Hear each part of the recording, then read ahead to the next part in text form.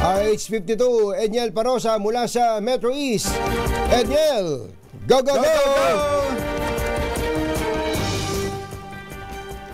Siya sa Pasig, Marikina, Mandaluyong at San Juan, itong Police Revitalized Operations with Barangay Officers Network o yung Probaton. Para sa panahon ng halalan, isa-isang dinayon Eastern Police District Director, Police Colonel Villamor Tuliao, mga istasyon ng syudad para personal na makausap ang daan-daang barangay tanod at XO na magsisilbing force multipliers.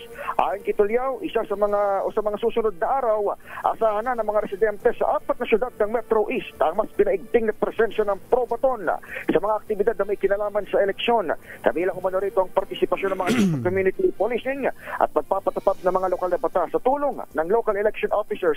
Sineminar din ng EPD itong mga tanod para sa kaukulang do's and don'ts.